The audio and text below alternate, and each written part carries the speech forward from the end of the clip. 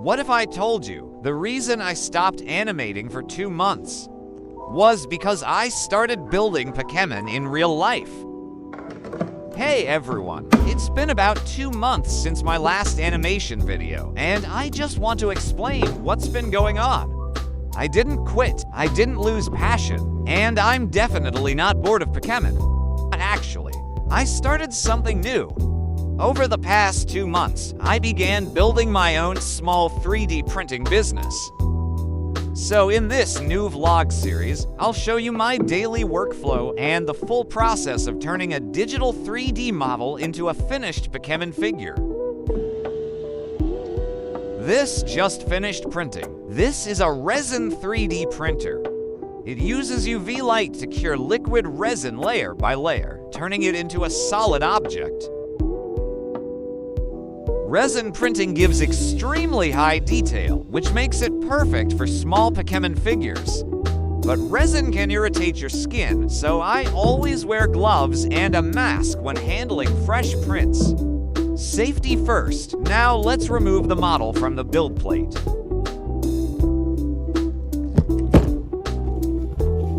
I'm using this scraper to carefully pry the print off.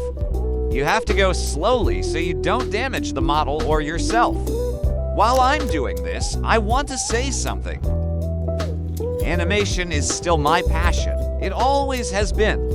But making one animation video takes a lot of time, writing the script, drawing, animating, editing, uploading. It's a full production. Right now, since I just started my 3D printing business, I need to focus more on building it and making it stable financially. Starting a business takes time and energy.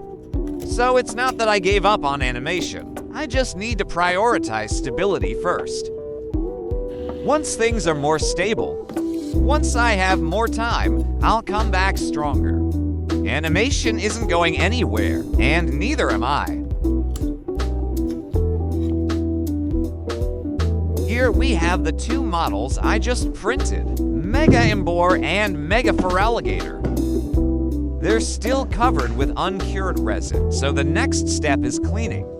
I'm going to soak them in IPA alcohol to remove the remaining liquid resin. IPA also helps clean any resin that accidentally spills on tools or surfaces. And of course, gloves on. Now we let them sit for a few minutes.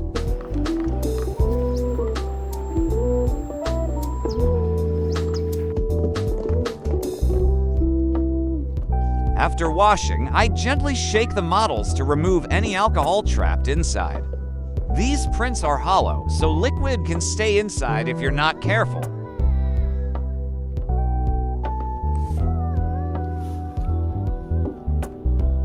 Now it's time to remove the supports.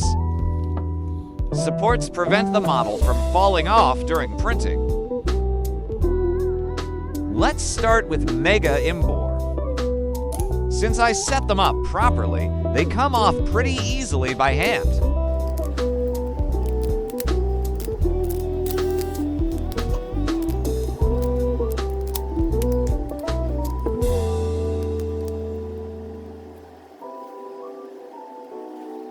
And that's done. Well, almost. I may have been a bit too confident and snapped off part of his weapon. That's on me. No problem. I'll glue it back later. Now Mega Feraligatr.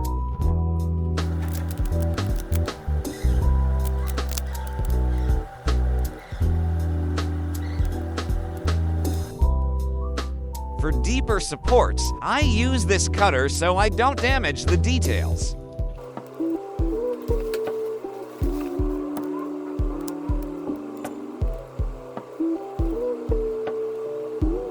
And done.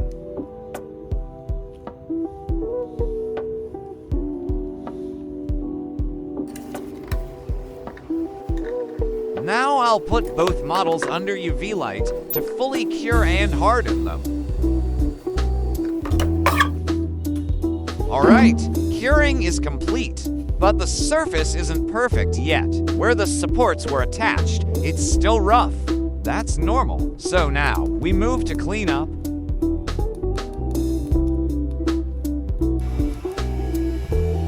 After curing, I now have the two raw models. But the areas where supports were attached are rough and uneven. So I use a rotary tool to smooth everything out.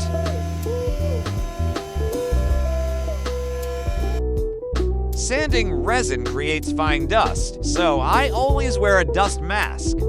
Health first, I usually check the surface by touch. If it feels slightly rough or scratchy, I keep sanding. I only stop when it feels completely smooth. This step takes patience, but it makes a huge difference in the final result. After smoothing the surface, the next step is primer. Before adding any color, I spray a base coat of primer. Primer helps paint stick better. It also reveals any imperfections I might have missed. If something looks off, I fix it before painting. And that's it for today's video. Next time, I'll show you the full painting process. Colors, details, shading, everything. If you enjoyed this behind-the-scenes journey, leave a comment below and let me know.